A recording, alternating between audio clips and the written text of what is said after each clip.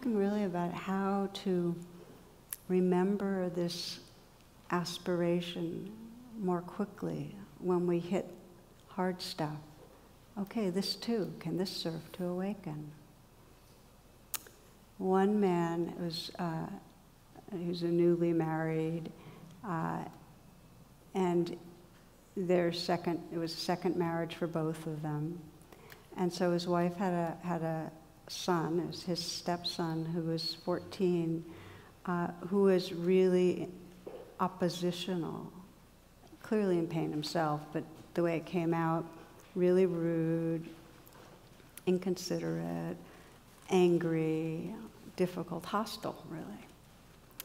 And he could see it was taking a toll on his wife, how she was really exhausted and distressed.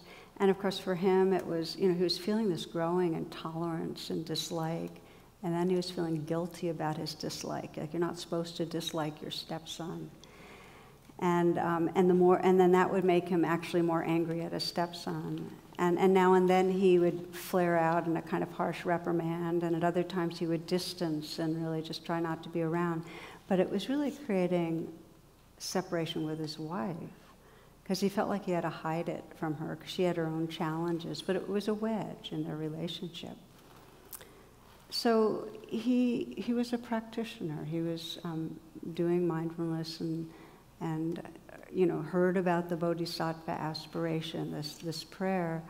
And so he tried it on with this situation.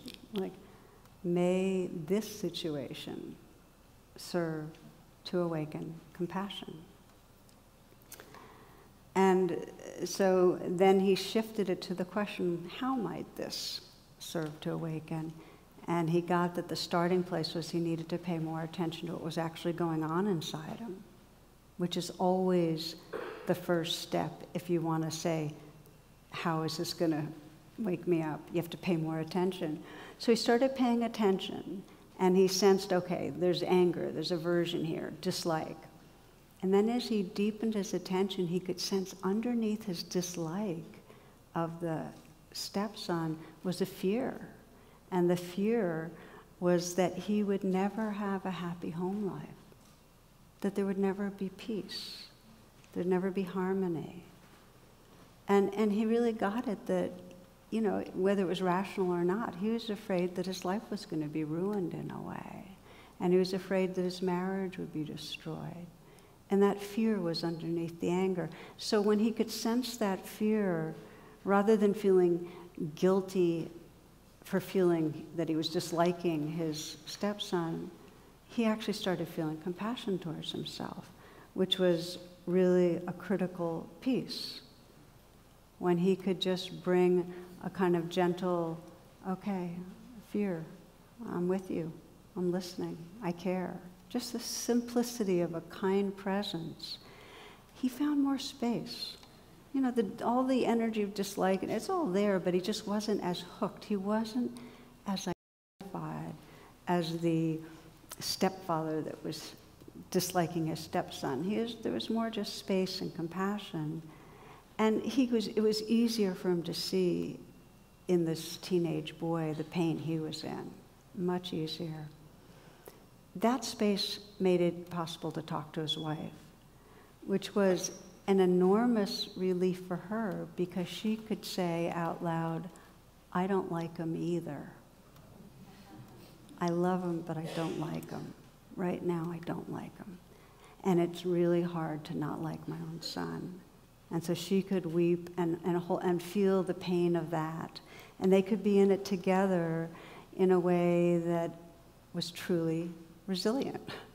Where they could say, okay, how can we wake up more wisdom and compassion in this situation as a team?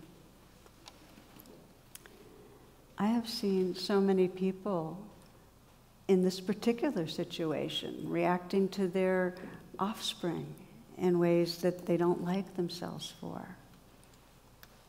and not being resilient at all. To be a parent and not feel resilient, are reacting with their partner, are reacting at work.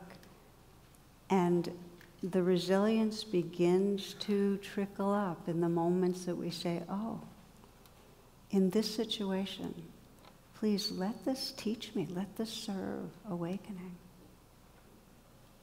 Sometimes my prayer is, please teach me about kindness. Because the presupposition in this kind of a prayer is that it's possible to wake up through this situation. We can be resilient.